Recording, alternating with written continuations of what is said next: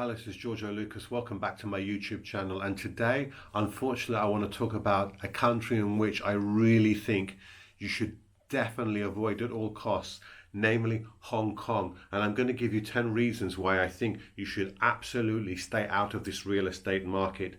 So let's get straight down to it. Point number one, prices in Hong Kong are unbelievably expensive. Hong Kong as a city, if you take it as a city, is the second most expensive in the world. The first obviously being Monaco. Take Hong Kong as a country, and it is the most expensive real estate market in the world. Now, listen to this. Per square meter, Hong Kong prices are 4 times those of New York. Yet, the population density in New York is higher than Hong Kong. Surely that's reason enough not to invest in the real estate market in Hong Kong.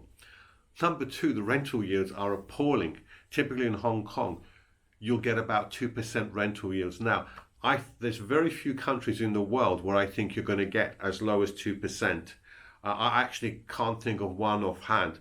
If you consider 3.5% as being quite low, Hong Kong, you'll probably maximum get 2 or 2.3%. So rental yields are absolutely terrible. Number three, the purchase costs, especially if you're a foreigner in Hong Kong, are absurd.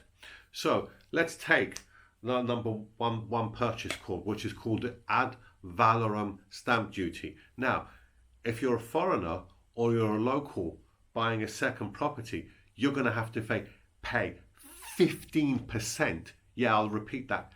15% stamp duty. Only if you're a first-time buyer and you're a resident of Hong Kong do you get away with paying a relatively quite low amount, normally between about 1.5% to 4.5% normally. Now, if you're a foreigner, oh yeah, listen to this. You've got another stamp duty to pay, which is called a buyer stamp duty. And guess what? That's also 15%.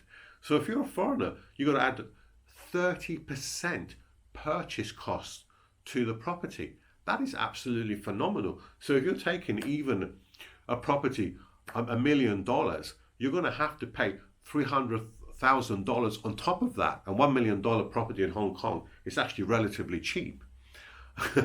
So another thing I want to add, if you do buy a property in Hong Kong, whatever you do, do not sell within the first 36 months because you're going to get hit with a seller's stamp duty as well.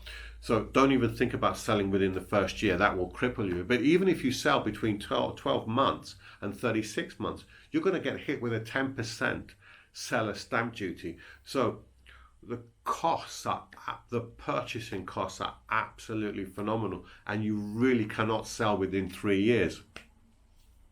Point number four, the economy in Hong Kong has started to struggle a little bit. GDP growth was relatively low in 2019 at 1.2%. It's a country which has been growing at 3 to 3.5% typically over a number of years, but it started to struggle a bit. Unemployment, yes, is still very low. It's in 2019, it's 3.3%, but that was up from 2.8% the previous year. So although it's still really, really low, it's actually going in the wrong direction, and that's not good. Number five, now Hong Kong is one of the least corrupt countries in the world, but not so many people know that in the real estate market this is not the case. Now, Hong Kong is a strange place because it's only 25% urbanized, and only 7% of the land has been built on for residential use. Now, that's really why does that happened?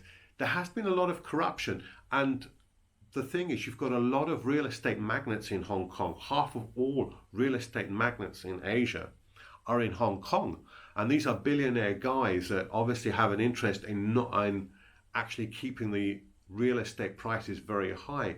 And there is corruption. A lot of officials have been paid off to make sure that other land is not used for building on, so as to keep the land that these magnates have at a very, very high level. So in Hong Kong, the supply of land for building is very restricted. Now, if you think in the future, if that were to change and you would be able to build more land in more property in Hong Kong, that would actually depress the prices a lot. So whatever you do, you should not go in now and buy, because that's another potential risk there.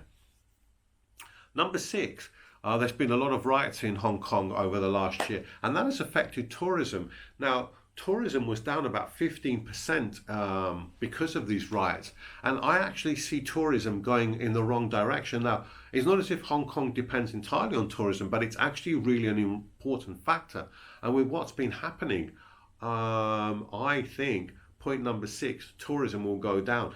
And when tourism goes down, less money comes in, property prices will go down as well. Now, number 7, unfortunately, it's political. It's the new security law that's coming from China quite recently. And I think that's going to make Hong Kong a less stable country to be in. So another reason not to invest in property. Now, number 8, and this follows on, I guess, from this new security law. Now, Donald Trump has threatened Hong Kong with more tariffs. What does that mean? Hong Kong has a special status.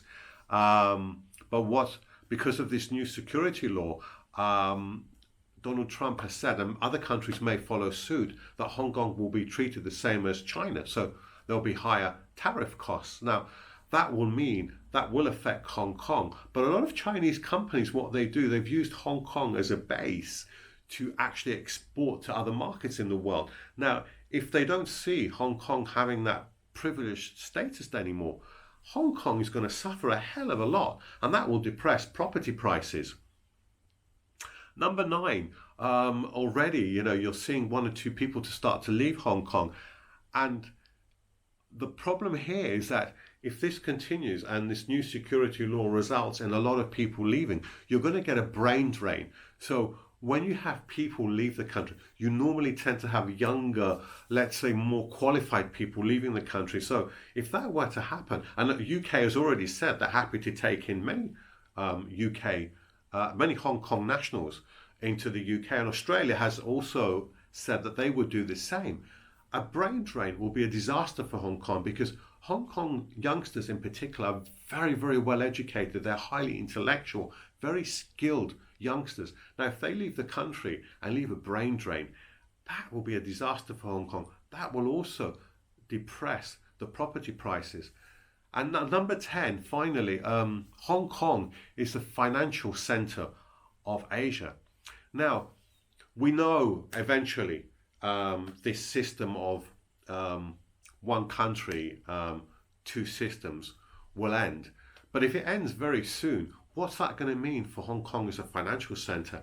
That could mean that Shanghai becomes the financial center of Asia, and Hong Kong is relegated to what we would call a satellite center. So again, that would be a disaster for Hong Kong, and that too would depress property prices. So I've given you 10, I think, really strong reasons why you should absolutely stay out of the Hong Kong real estate market. In actual fact, I think for real estate markets, it's actually near the bottom of my list. So it has the only couple of saving graces for Hong Kong is that it is actually pro-landlord, and Hong Kong has a policy of having no government debt. So there are a couple of saving graces for Hong Kong. But overall, I think Hong Kong is a disastrous market to invest in at this time for real estate, and I would absolutely stay out of it. Let me know your thoughts on this video. Have I again been too hard on Hong Kong? I certainly think it's not a market. It's a market you should absolutely not even think about going into. But anyway, let me know your thoughts. Let me know, put some comments down. If you like this video, please subscribe to my channel, and I'll see you on the next video. Thanks ever so much for watching.